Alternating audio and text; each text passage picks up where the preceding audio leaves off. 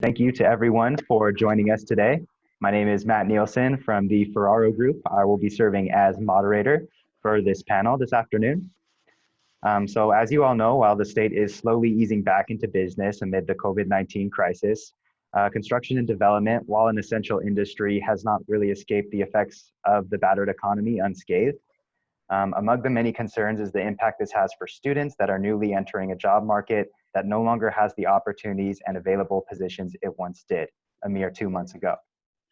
Nevada State Contractors Board want to provide this platform to connect students with local construction industry experts, to provide a more in-depth outlook on the job market, as well as information, guidance, and resources for pursuing a career during this difficult time. As we begin, please note that the attendees are muted on here, but are able to ask questions through the chat section. So if anyone has a question, please feel free to use that feature. I would also like to remind everyone to please mute yourselves and make sure you are muted while our panelists are talking. We will also have a Q&A section following the presentation, so you can also save some questions for that portion as well. Also, if you would like to ask a question to a specific panelist, just put their name in there or something like that to just let us know who you're trying to ask your question to. All right, I would now like to begin by introducing our panel participants. Panelists, once I announce your name and title, please provide our audience with a 30-second or so introduction on your roles within your organization. So first off, we have Margie Green, the Executive Officer of the Nevada State Contractors Board. Good afternoon. Thank you, everybody, for attending this today. This is a lot of fun for us. As Matt mentioned, I'm the Executive Officer of the Nevada State Contractors Board. We license and regulate approximately 16,000 Nevada contractors, and I have approximately 55 employees that work for me in 2 locations, Reno and also in Henderson. So looking forward to today's discussion and sharing our thoughts with you all. Next, we have Evelyn Pacheco, the founder of Nevada Women in Trades. Hi, and again, thank everyone that put this panel together, and congratulations to the graduates also. Again, my name is Evelyn Pacheco. I am an Army veteran, mother, grandmother. I am the first Black female to get a plumber's license in the state of Nevada. I am also the president and the owner of Nevada Women in Trades, where we prepare women for successful careers in high-skilled blue-collar trades. And thank you again. Thank you. Also welcome to Guy Martin of Martin Harris Construction, who also is a board member for Workforce Connections.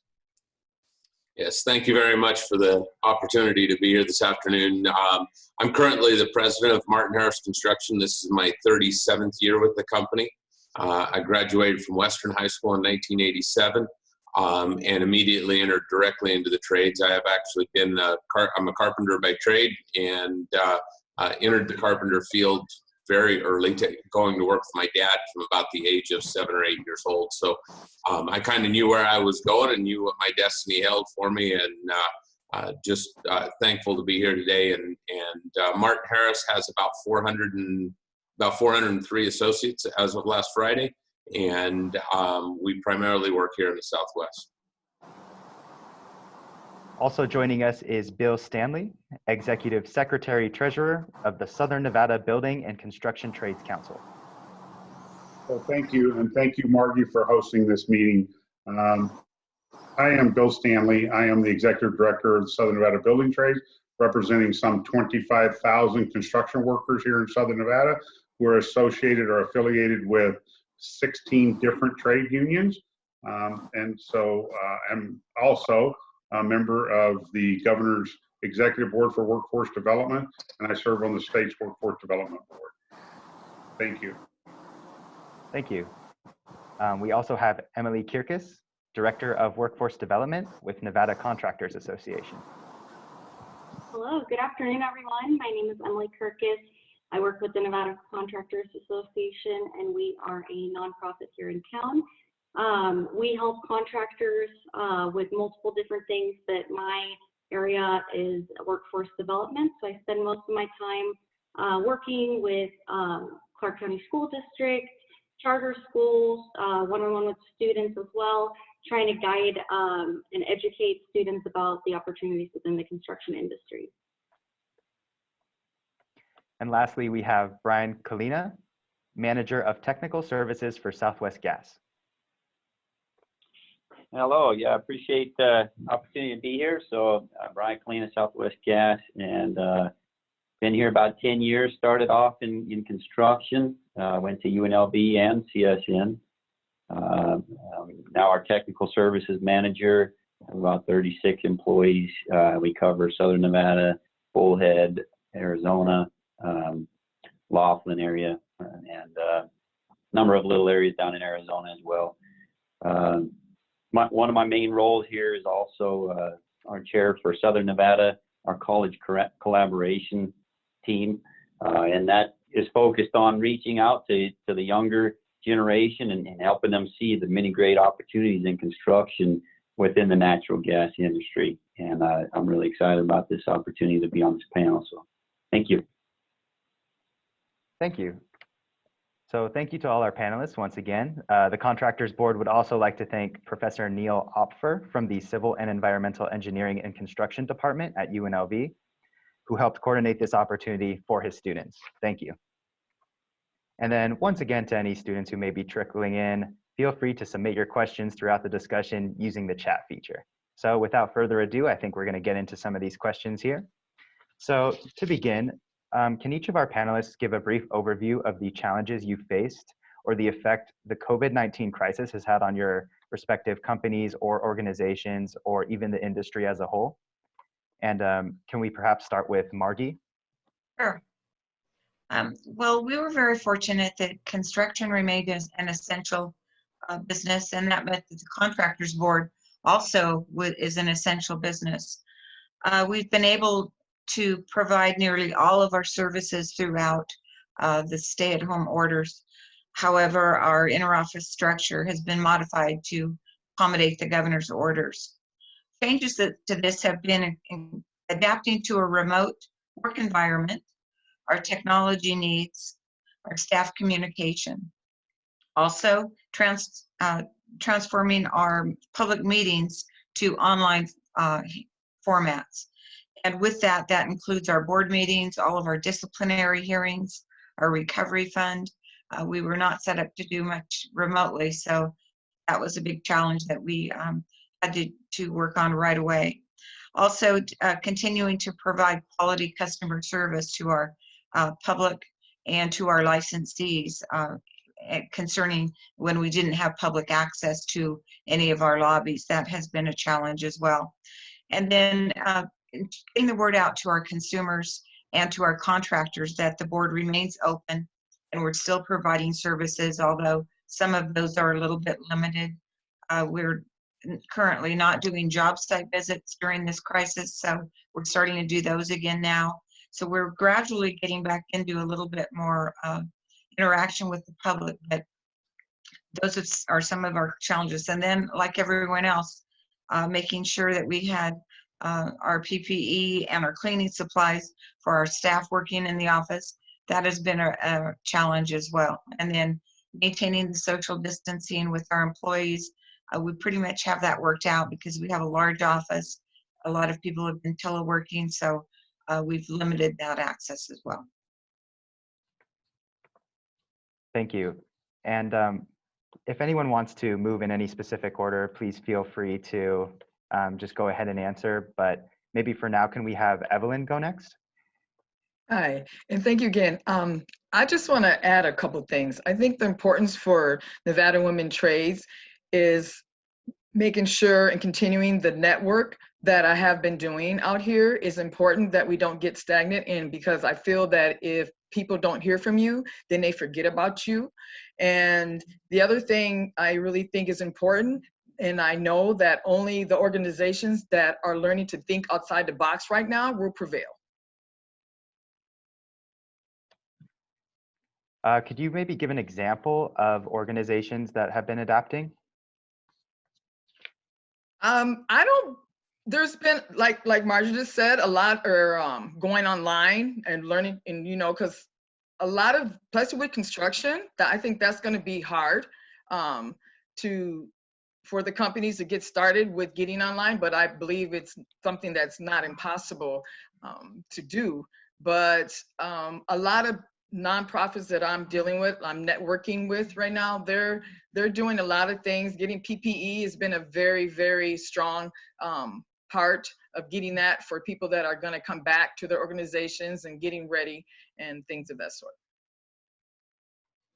Matt, I'll go next and answer the question.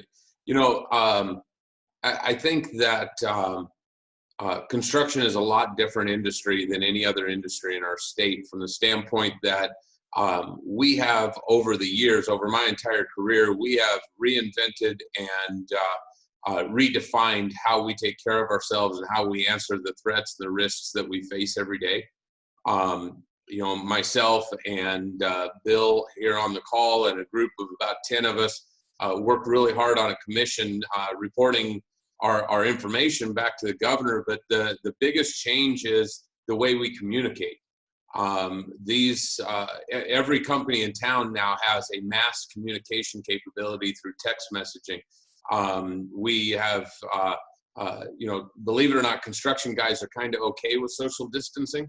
We tend to kind of act that way and behave that way anyways, but you know, there are only so many things you can do on a job site without being within 6 feet of each other. And I think that the governor, it took some time for our commission to work with the governor's office and get him to understand that under federal OSHA, we have the guidelines and we have the ability to put the protections in place that allow us to continue to work and allow us to be closer than 6 feet to each other as long as the appropriate precautions are taken.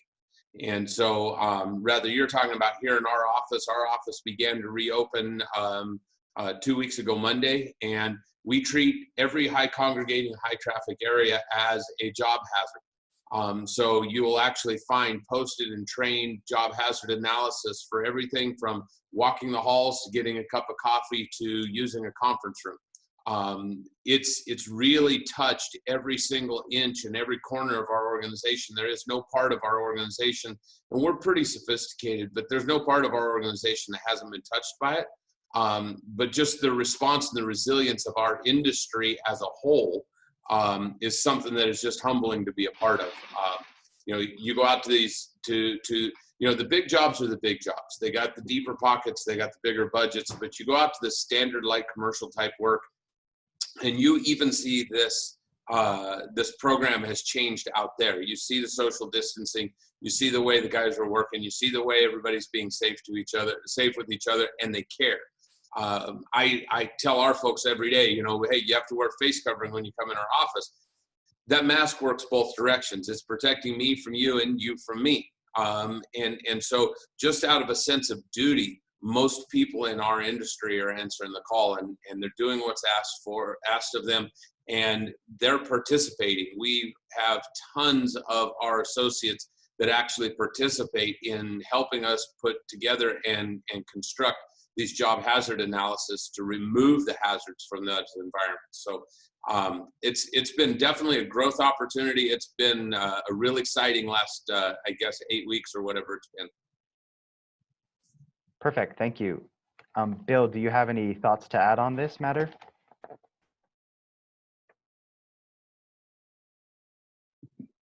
There we go. I'm trying to unmute myself. Thank you. Just segue off of a little bit what Guy, I also served on that commission with Guy, and you know, we worked, the industry, both labor and management worked together to ensure that you know, that we come up with the proper protocols on the job site so that we could, once the hazard has been identified, we all know what it is and how do we deal with it. And so, you know, the social distancing piece that was probably our biggest obstacle to try to figure out how to overcome. There are just some tasks in the construction industry that can't be done by yourself. It requires 2 people. You know, very few people can hang a piece of 4x8 drywall by themselves. And so it takes somebody to help you put it on the wall and someone to affix it, whether they're screwing it off or nailing it.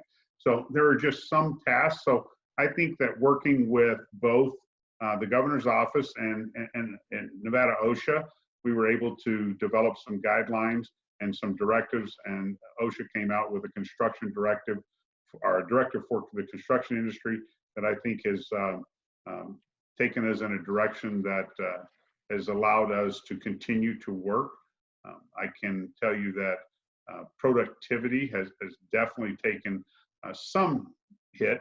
I think folks have tried to figure ways to be more productive given these new challenges. And most of the protocols and or the analysis that came from the job hazard analysis that are being done on the fly in the field by construction workers. And I know I visited early on the convention center, which Guy Martin and Martin and Harris are a joint venture with on to construct that job, where we had individuals who were carpenters who were doing framing and other tasks that were required more than one person to be in a scissor lift, had come up with their own protocols with using face masks or face covering, then a complete face shield and gloves and eye protection, and how they were sanitizing not only their common tools, but the lift when they were done. All those things were pretty much generated by guys in the field talking with supervision and talking with their own safety coordinator to determine how was the best way forward. And I think that just shows the resiliency of the industry and how to think through these problems and come up with a solution rather than focusing all your efforts on the problem. Focusing your efforts on the solution is what the construction industry is best at doing. And I think that's the reason why I think we got through this the way we have. It hasn't been without its bumps, but I think at this point, most folks in the field are comfortable with where we are today. Perfect, thank you. Emily, do you have any thoughts to add on this?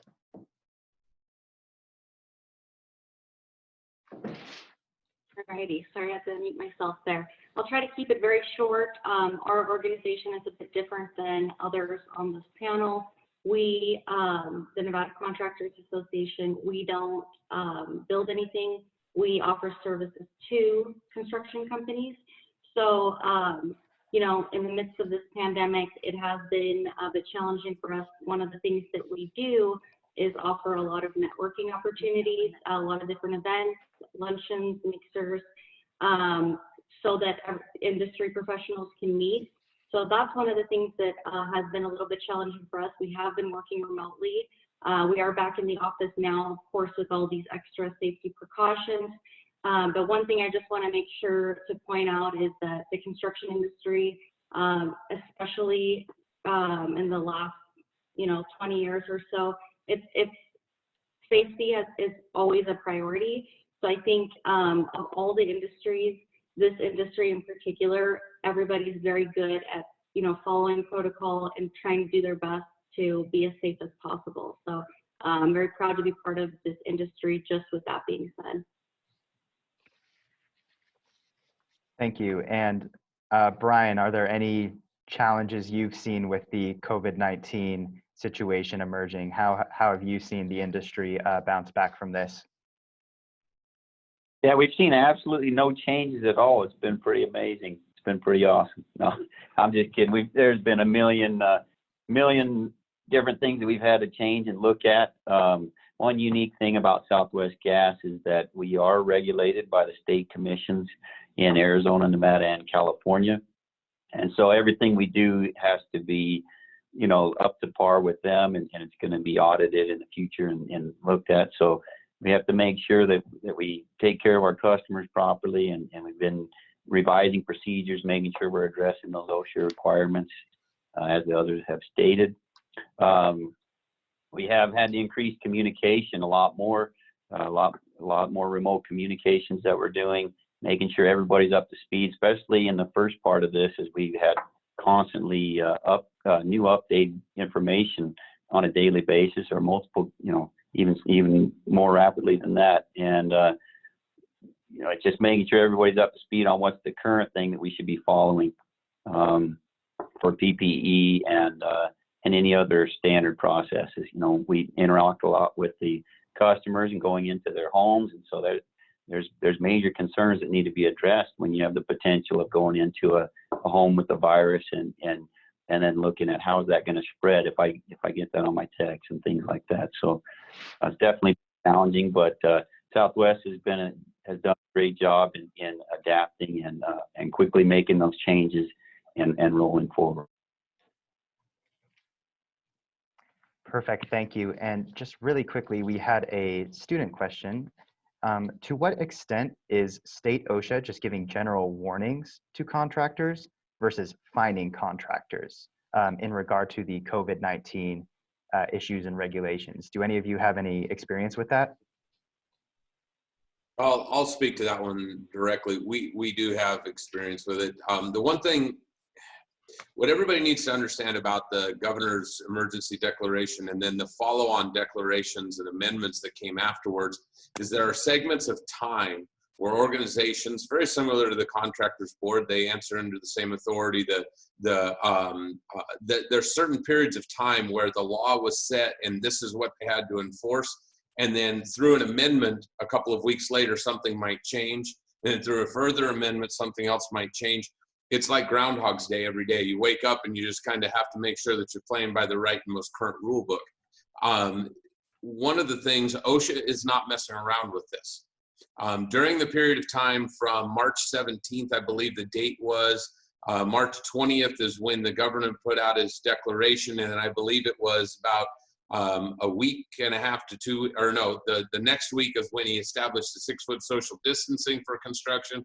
And then I believe, Bill, correct me if I'm wrong, but it took us about 2 weeks to get the governor's office to acknowledge the fact that we can use federal OSHA guidelines like state OSHA allows us to establish safe work habits for these areas where social distancing isn't allowed.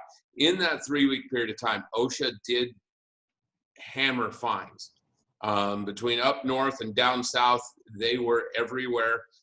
They were taking pictures over fences. They were taking pictures from drones.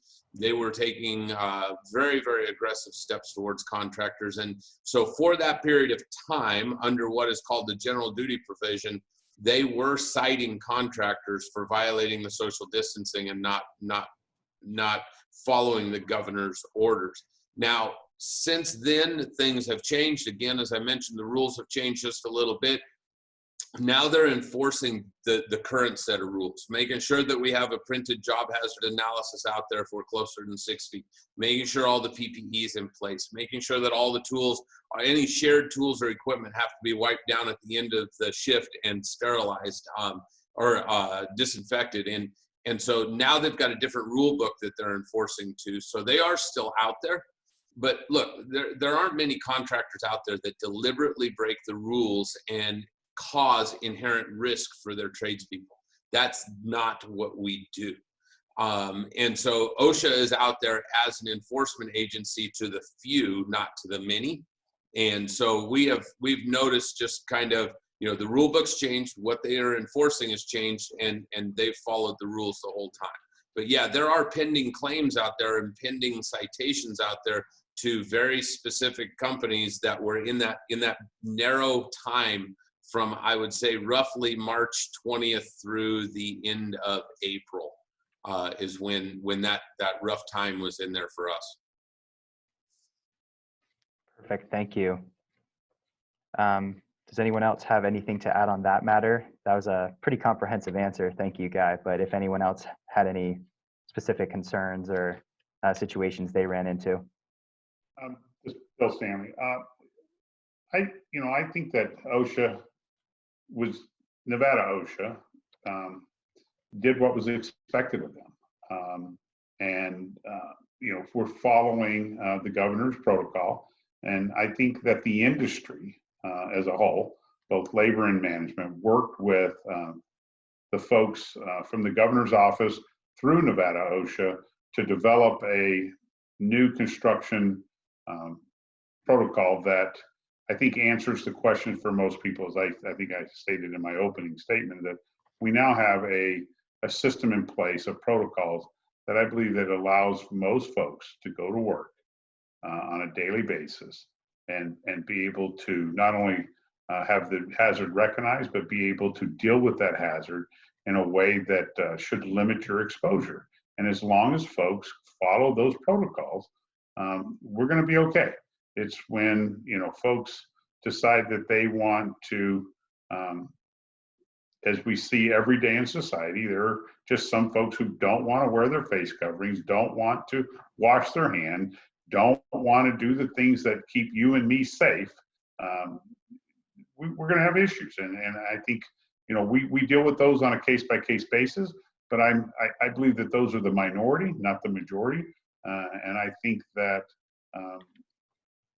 our case count in the construction industry, at least the side of the construction industry that I deal with, the union side of the construction industry, is bearing out witness to that fact that we're doing what is required of us. Perfect, thank you. And just to kind of piggyback off that really quickly, I had a question for Margie specifically. Is the Nevada State Contractors Board involved in getting information out to contractors or licensees related to COVID, or is that like a whole separate entity? We do have things on our website, referrals where they can link on, and we try to give them the most current information that we have. We have all of the governor's executive orders on there. We have a link to the labor commissioner. We have a link to OSHA. So we try to be just kind of a conduit for that information to our contractors and to the public as well, and keep that current and updated. But we have no enforcement responsibility, so to speak. Legally, we, that is not our jurisdiction, but we are a conduit to get that information to our licensees. And Perfect, thank you. So a career in construction spans several different positions and skill levels. What different types of positions are in high demand right now in the construction industry, and who would you say is hiring the most?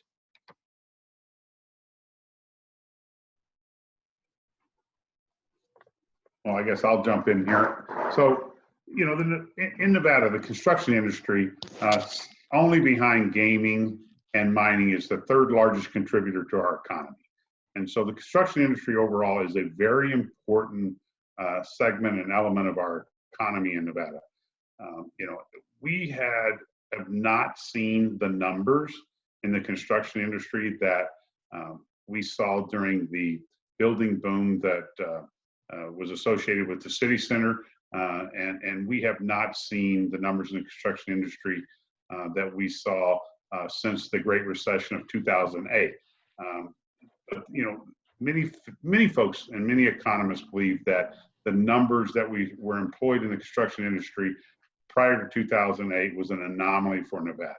But historically, construction has seen a year-to-year increase in demand for construction workers. As our state has grown year to year, we've seen a demand. I believe that we are yet to determine what the impact of COVID-19 is going to be. I can tell you that there were many economists that we talked to, that we had in our organization, that were looking at the recovery from the Great Recession.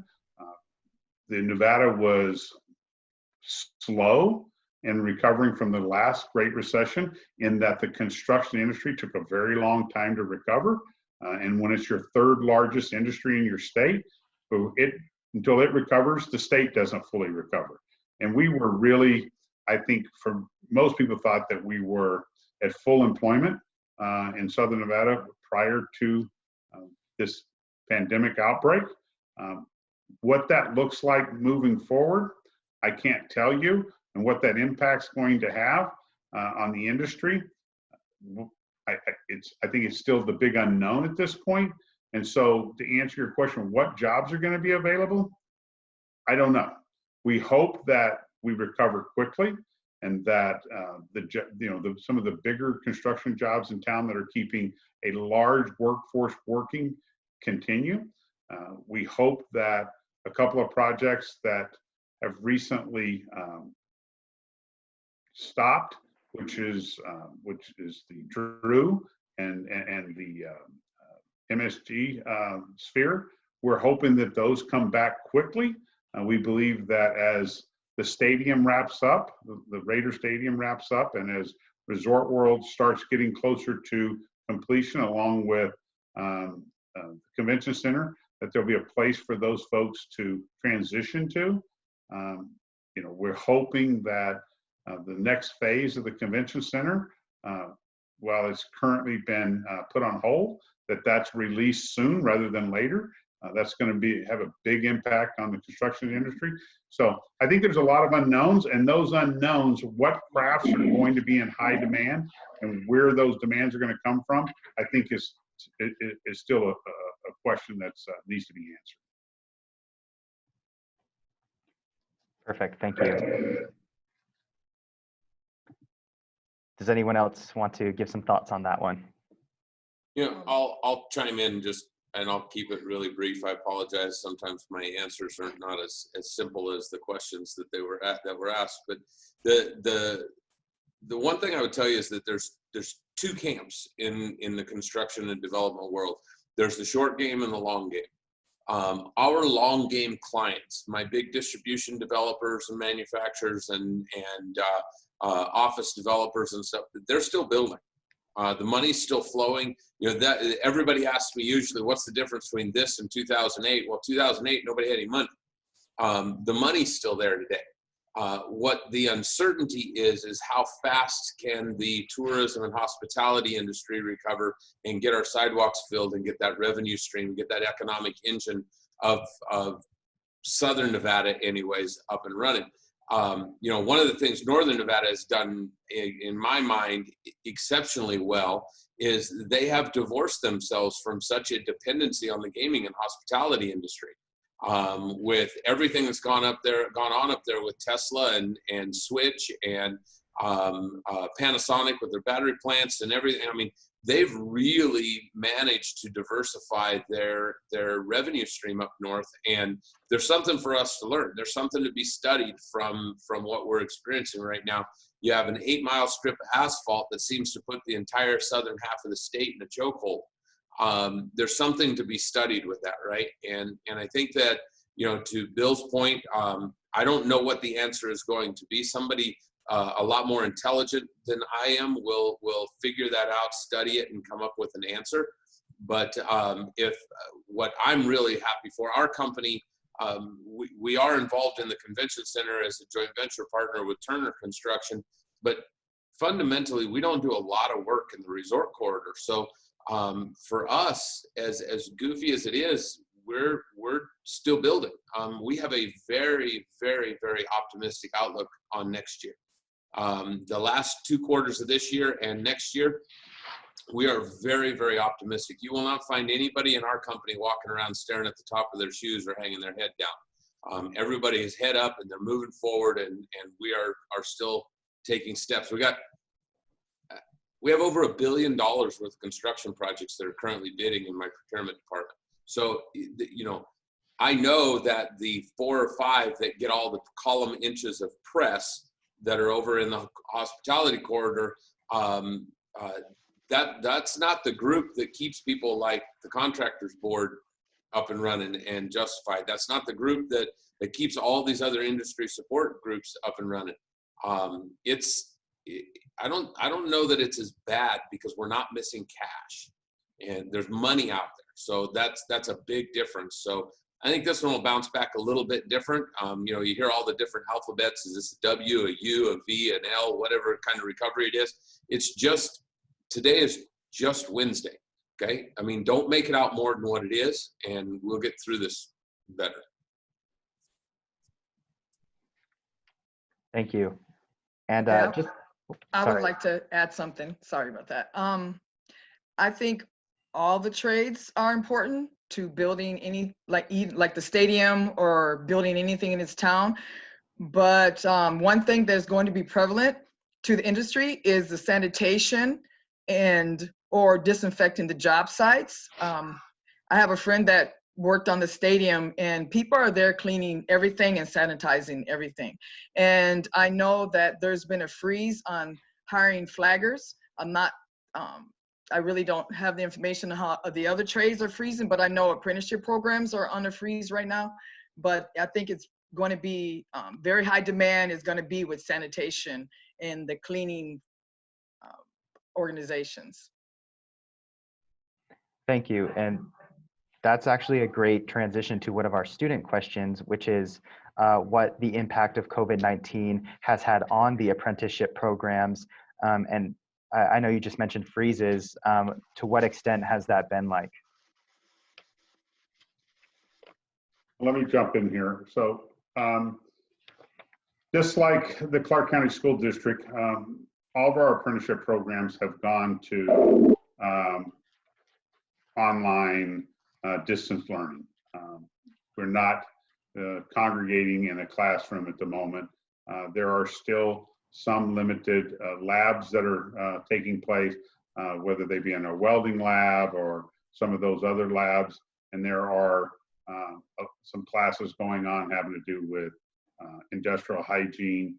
I know the carpenters are running classes as we teach, as we try to educate ourselves about how to avoid this hazard. So there's some of that going on, but for the most part, as K through 12 in Clark County has done, we've gone to distance learning. I can tell you that all the apprenticeship programs that are associated with Southern Nevada Building Trades are still recruiting. In fact, I think the IBEW yesterday interviewed some 400 apprentices for their next apprenticeship class that will start in August. I think they're currently scheduled to start a new cohort of 40 apprentices in August. Many of the other apprenticeship programs are doing the same thing. So they're looking forward. I think that most people think there's still a demand and that the demand is going to persist for a while. And that, for apprenticeship, I'm highly optimistic. And I think to Guy's point, this recovery is going to look a little different because capital is not on the sideline. What took so long for Nevada to recover from the 2008 recession is that capital was just hesitant to invest itself back in Nevada. And hopefully that capital stays engaged. As long as capital stays engaged here, the recovery should be faster and look better than we did in 2008. So apprenticeship is alive and well, and we continue to take in new classes. Thank you. And then just another student question. How can new graduates be confident going out into the marketplace? And what specific advice can you give students on the call about what skills or trades are in demand right now?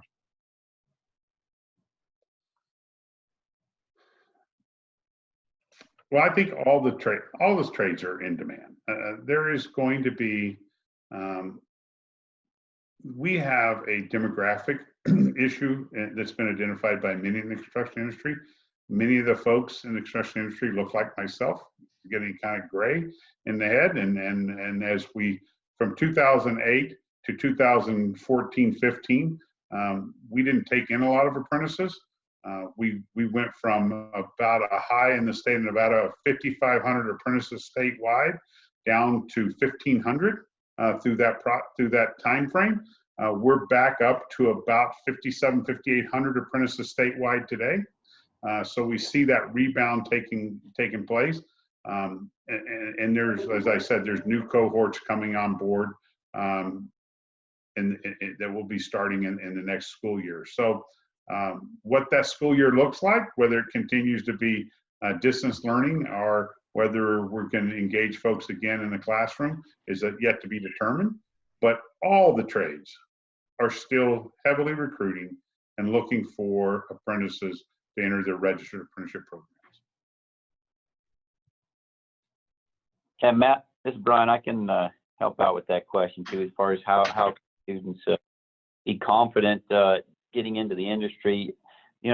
Don't be afraid to ask questions. Don't be afraid to pick up the phone. That's one thing a lot of the younger generation really struggles with, is trying to get on the phone and make a phone call. They'd much rather text or something, but a lot of times you can get a lot of information just by picking a company or a couple of companies that you're interested in. Call up their HR department and ask them about opportunities, and ask to talk with some of their hiring managers to get more information on how you can get internships and other experiences with that company. and get into the industry. It goes a long way. It really does. You know, and then as far as the second part of that question, what types of positions are in high demand right now? I know right now for Southwest Gas and our contractors, we have a lot of contractors that work with us. Entry-level skilled labor is in high demand and short supply. There's a lot of great opportunities. There's a misunderstanding out there that, you know, if I go work out in the field, that's going to limit my potential earning ability, and it's just not true. There's a lot of positions that don't require, you know, limited or to no college, that you can start off 30 to 50,000 a year and have a great job, you know, short term if you want to use it for that to help pay for your college to get through the rest, or long term, 100,000 plus a year with you know, pensions and benefits and things like that. So there definitely are opportunities out there. Entry-level engineering and project management positions are available with the utilities and our contractors. Pipeline installation joiners. We have thousands and thousands of miles of pipeline. We have new pipeline going in at Mesquite here, just getting ready to kick that off this year. And you know, there's going to be joiners, welders, inspectors working on that. So I know one of our contractors specifically, Mears, did say that they have a need of laborers, flaggers, and pipe fitters right now. Now they're not union affected by some of those limitations, but those are just a few of the positions that are out there. And just to add to what Brian was saying, you know, with starting at the bottom and working your way up, and with the demographic that we were talking about, with a lot of people starting to retire here, I'd like to offer the idea that that might be a really good opportunity to work your way up really quickly and become successful. If you're motivated and you work hard, I believe that age is not that great of a determinant to working your way up and having a high position, a high paying position really quickly as well. All right, thank you. And really briefly, just a question for the associations on the panel. What help or assistance have you been providing your members in terms of hiring? Anything new, anything different?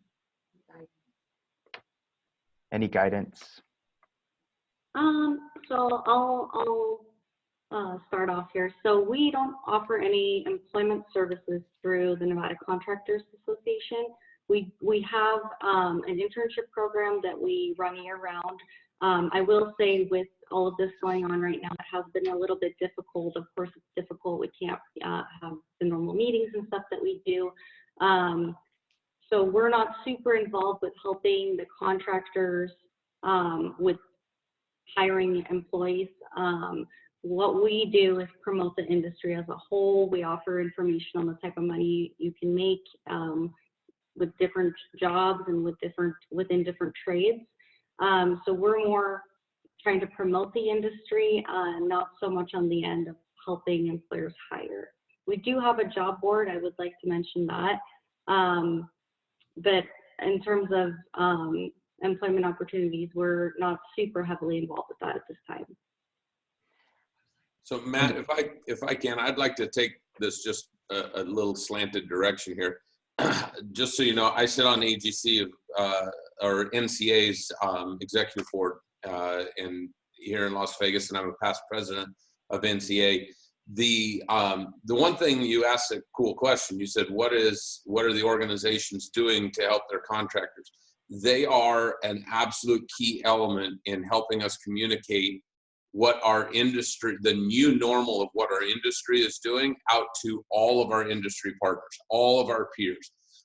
When you walk in the doors of NCA, you no longer have competitors, you have peers. And it's a process of trying to get as much information out as possible.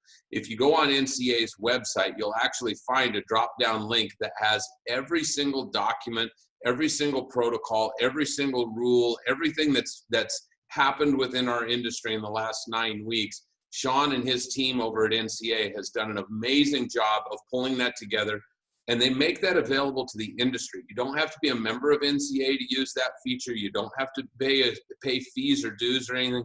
It's a mechanism to make people wise and to allow them to make educated decisions. Now, what's important is there's a lot of students on the phone. Become a student of the COVID-19 effects on our industry. If you want to differentiate yourself from the other people in the hiring pool, the number one way you do that, regardless of age, regardless of education, is to differentiate yourself in the value add that you bring to the company you're applying to.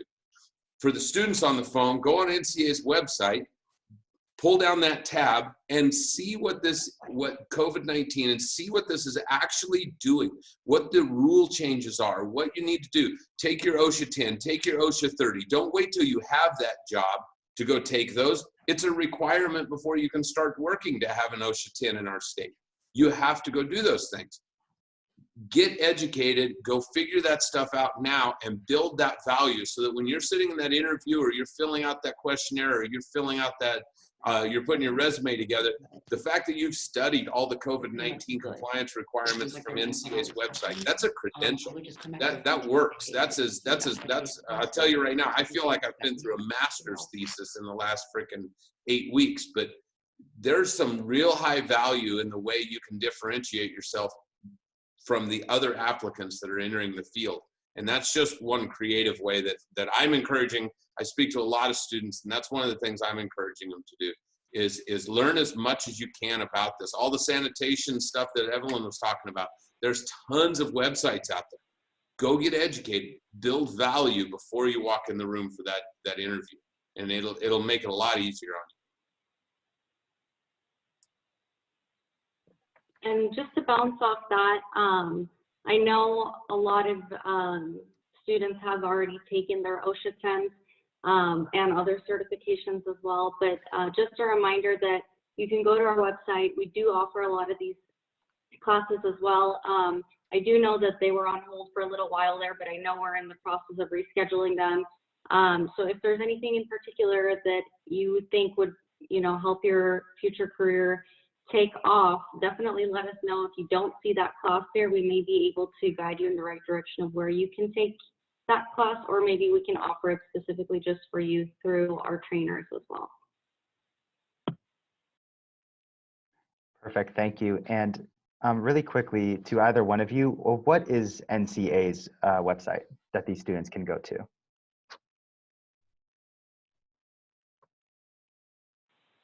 It's nvcontractors.org. Perfect, nvcontractors.org. Awesome, thank you.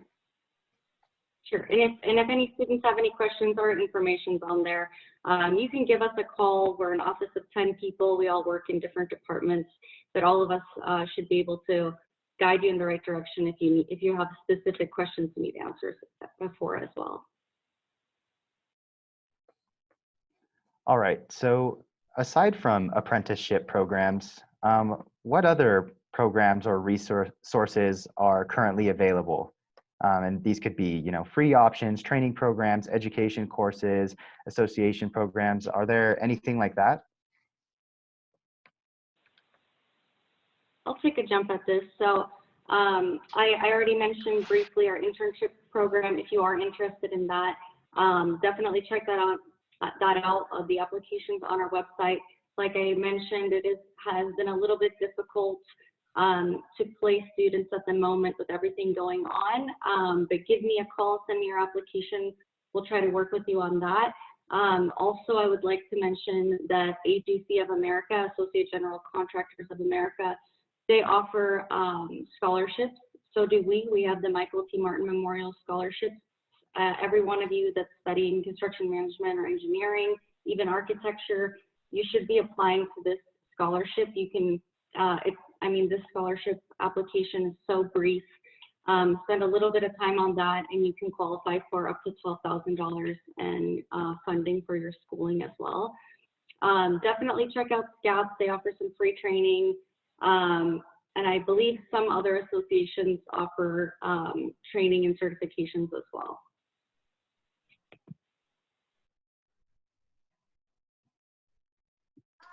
And also, I agree with Emily. SCATS has a lot of free programs for certifications, and also SCORE can help out, and FIT can also help too. And I'll put them on the chat screen. Perfect, thank you. So Matt, for the building trades, we have a multi-craft core curriculum that we have. We've got it stood up at High Desert State Prison, where we're taking individuals who are currently incarcerated, and we are working with those folks and placing them directly in the apprenticeship program. Next year, we're going to have a cohort where we're going to have individuals who can take a course through CSN, where they will can complete the multi-craft core curriculum, which is supported by all the building trades, and that credential, upon graduating from that class, will give you direct access into an apprenticeship program. So individuals who may have graduated, as I did, with a degree that didn't necessarily lend itself to the construction industry, as a fine arts major with a degree in English literature, one finds himself in the construction industry is a little bit of a nuance. So, but these courses can help you build that resume, as Guy alluded to. Sometimes you have to do something to differentiate yourself from the applicant pool. You have an education, you're graduating from college, you have an education, and you may have some work experiences, but bring some credentials to the table. So when you enter that applicant pool, if you're choosing to enter a trade, and you believe that entering an apprenticeship program is the right thing for you. And by the way, we have many college graduates who enter the apprenticeship programs upon graduating from college. These jobs are well-paying jobs that have benefits and health and pension and for your family. Throughout the apprenticeship program, you're actually earning a living. That's a kind of a nuance to the training. Once you enter the apprenticeship program, it's a bifurcated education. You spend every day on the job site, then you spend some time in a formal education setting and with some labs, but you're earning a paycheck every single day. So I don't want folks that are students that are on the line thinking that I enter an apprenticeship program, and I got to go through some more school and who's going to pay the bills. When you enter an apprenticeship program, you're being paid. We call it pay, earn to learn, right? And so these programs pay. And so these multi-craft core curriculum can help you gain those credentials that you need, whether it be your OSHA 10, your OSHA 30, and can give you some insights to that process, to that application process that can help you be successful if that's an avenue that you choose.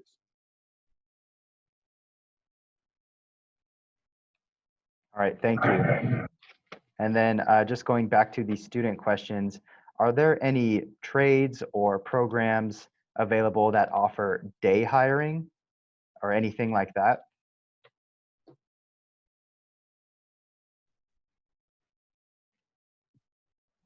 I'm not sure what day hiring is, but if we're just talking about contract hiring, someone who can come in and work one day and then pick a couple of days up a month, there are.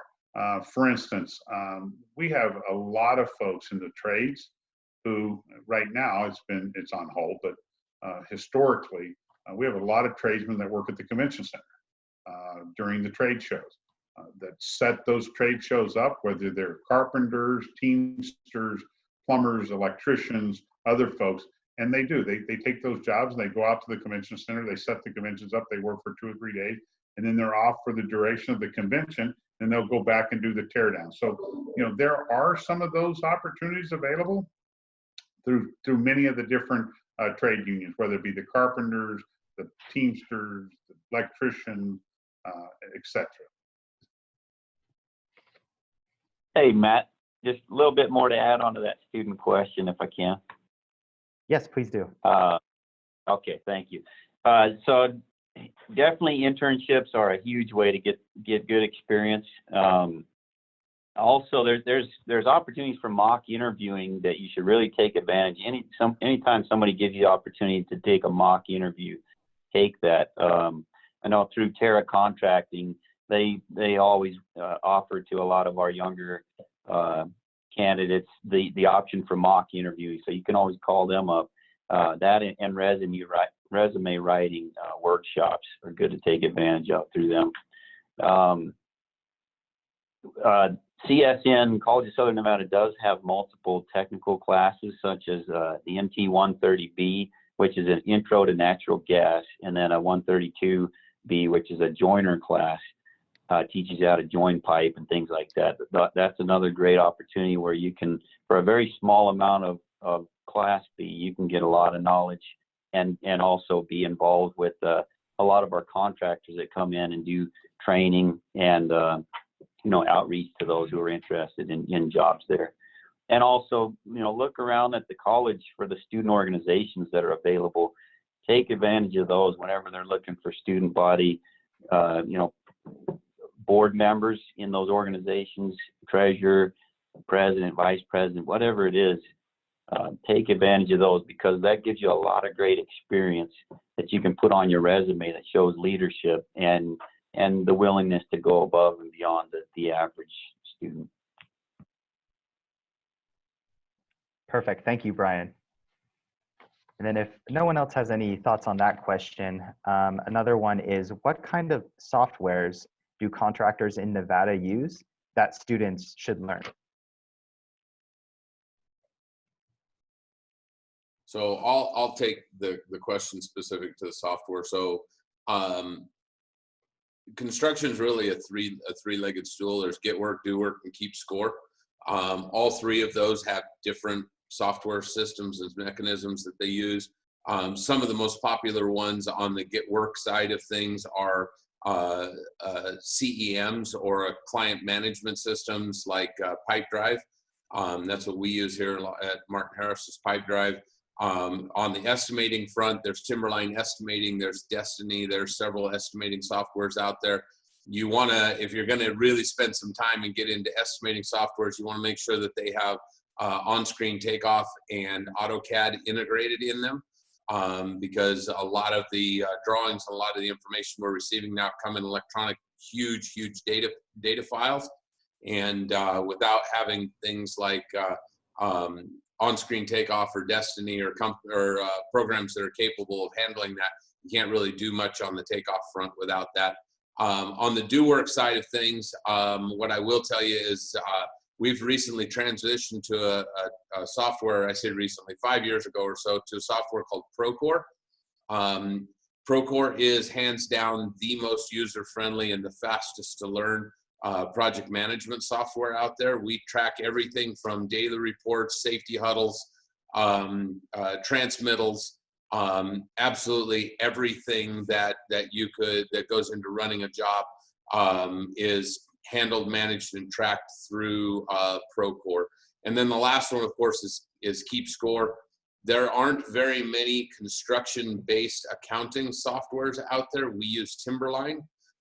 They seem to be the one that allows us to integrate production, construction, and money, and let us track and do forecasting on spending and stuff. So we self-perform a lot of work at Martin Harris, so being able to forecast spending for cost to complete is very important, and Timberline lets us do that. So that's just a handful of them.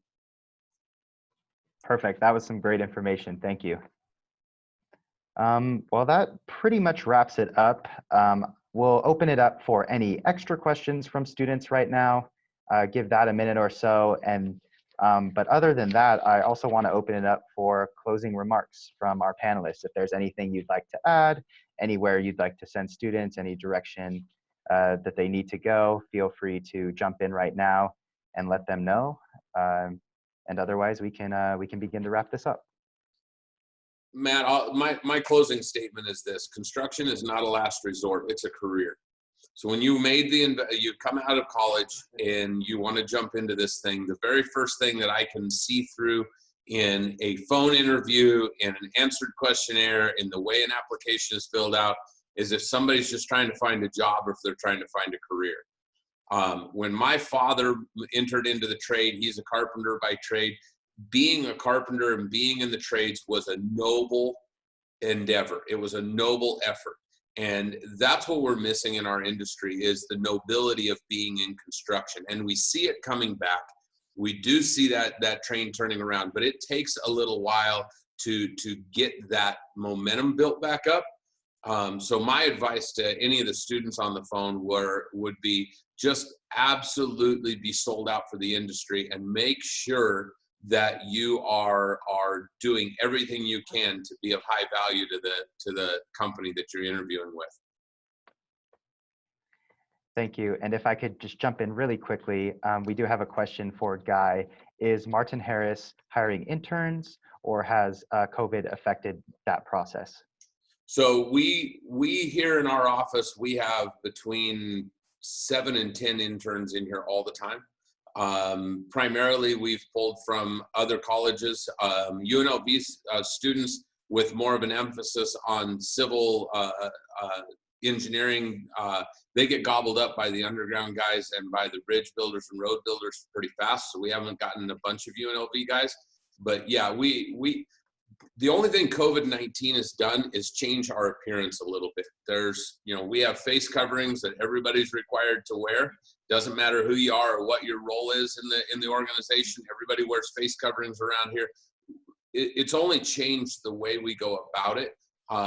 We've been in the throes of this thing 8 to 10 weeks, and we've laid off maybe 8 or 10 people. It hasn't been this big mass exodus of our fingers getting slammed in the door. So it hasn't changed much on our intern hiring side right now. No. Thank you. All right, Evelyn, would you like to share any closing remarks? Yes, and I also want to talk to the students about when they apply for employment, to know that being persistent is very important, and to know that every time you go to an interview that you will not get the job. But I really recommend that they stay persistent and just stay in there, and to know that when they get on the jobs, to be safe and to look at around all their surroundings and everything. And one thing that I think is important is to don't forget where you came from. Don't forget that you were once maybe a helper, and then now you're getting out here and you're going to be a project manager. And so just don't forget where you come. And the golden rule: be nice to others as others be nice to you. Thank you. Bill, anything you'd like to add? Yeah, in closing, I think what I would say to any student on the here that is listening or may hear this at a later date is that if you want a job and you want a career in the construction industry, be a student of the game. You have to become a student of this game. And whether you're an architect or a project manager or construction manager or engineer, or the litany of fields and that make up the construction industry, you got to be a student of the game. Guy Martin started out his first job, working at a little bitty hotel or casino on Las Vegas Boulevard called O'Shea's, and we were there together, and we didn't have these positions then, but I think one of the things that both Guy and I have in common is that we became students of the game because of our fathers. My father was an electrician. He worked every day, and I went to, I did things with him from a very young age. I became a student of the game. And every time someone was around talking about construction, I was all ears. And I think that there's a lot of resources available today that weren't available then, whether it's CSN or even NCA. There are a lot of resources out there to help people along the way. You can get your OSHA 10 class online today. That used to not be the case. That ought to be the first thing. Anybody on a construction site has to have an OSHA 10 card in their pocket. So that ought to be your first start. I mean, that's where you want to become a student of the game. So that's the first entry point, right? That's a requirement. Go get that. That's easy to do. Takes 10 hours of online training and you can get your OSHA 10 certification. The other side of it is, you know, go to the Contractors Board's website. There's enormous resources there. Read construction law, you know, whatever it is. You have to know a little bit about all of it, and taking that approach will make you a much more employable person and will give you an advantage in the application pool that you're fixing to enter.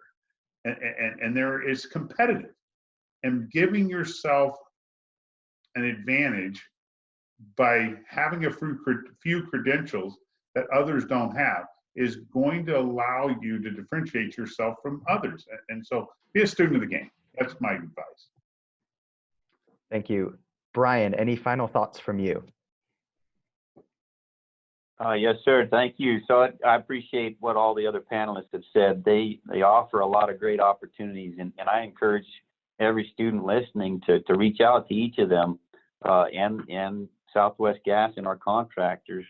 Look at all the opportunities that are out there. There's a lot. Don't be afraid to try different things that you may not be comfortable with. Don't be afraid of being in the field. It's a challenging environment, but you'll be surprised at how tough you can be, and really how doable it is when you actually get out there. It's a fun career, getting into construction, seeing things grow and you know, come to pass. It's wonderful to be a part of, and you know, we really only have a few months where you're out there really cooking in that heat, but there's ways around it, and you're not out there 100% of the time. So don't be afraid of the field. And also, just, you know, like Mr. Martin said and the others, you know, look for companies that are going to promote your growth long term. Look at this as there's short-term advantages to to get your school paid off and things like that, but look for companies that are going to invest in you and give you opportunities for growing, for developing your skills, and learning new things as you go forward. You know, 30, 40 years is a long time, and you want to keep engaged. So make sure you find a good company like one of these on the panels, or the gas company that is really going to invest in you and give you a lot of opportunities to grow, develop, and stay engaged. Thank you. Thanks, Brian. Margie, anything you'd like to add? Sure. Well, thank you again for letting me be on the panel today. I would just like to tell the students that as you go out and apply for jobs and you're interviewing, you know, make sure you have a well put together resume, and go to that company's website, look up their mission statement, find out what they're about, find out what their goals and objectives are, and what's their strategy. Learn as much as you possibly can before you go in for that interview. And when you do interview, put on your best foot. Yeah, put your best foot forward. I mean, a lot of times if it's a face-to-face interview, put your phone down. Don't be texting while you're doing an interview. Dress your best. Dress for the job you want, not the job you have. Look that person that you're interviewing with in the eye and know so much about the company that your skill set is going to blow them away, just when they know how much effort you've put into finding out about who they are and what they're in for. And whether it's an internship or an apprenticeship program or a job with the construction industry, there's a lot of opportunity there. You look around at some of our biggest contractors in this state, and a lot of them started from nothing. And it's a career path that you can build yourself up to, where you have excellent benefits for yourself, for your employees. You know, there's a lot of opportunities for leaders in this industry. And I think with everything that's going on with COVID-19, what's really going to hold this industry together is great leadership and great employees. So be that person that they want to hire. And, you know, a lot of times you may not have all that skill set, but that's okay. Be honest with them about what you have and what you can do, and don't sell yourself short. So that's my advice if you're interviewing or out there trying to get in your foot in the door. Just know a lot about that company and the industry as much as you possibly can. Thank you, Margie. Emily, any final thoughts? I'll keep it as short as possible. Great information from all the panelists, and thank you for having me on here. I would say My biggest regret going through college was not taking an internship. I didn't want an unpaid internship. I had 3 jobs. I didn't want to do something for free. It is not for free. You gain more from that than the minimum wage you're gaining somewhere else as a, an employee. Take an internship. You are going to learn more from that than you can ever imagine. You're going to meet people. You're going to get the networking. You never know. That might lead to an opportunity to be hired with that company, or if not that company, maybe those people know somebody else that might be interested in hiring you. So invest in yourself, even if it means that you may not get something from it right away. It's a process to it, and I think taking an internship, and there are lots of internship opportunities out there. Google it. I know a lot of contractors have their own internship programs. Summer Business Institute has some. So look into that, and I'll leave it at that. Thank you so much. Thanks, Emily. All right. Thank you to Professor Opfer for helping to put this together. Thank you to the students who joined this call and for asking such great questions. If any students would like direct contact info for any of our panelists, please reach out to Professor Opfer and he can get you in touch. And on behalf of the Nevada State Contractors Board, thank you to each of our panelists for providing their insight and guidance to help these students today. And we'll wrap it up there. Thank you.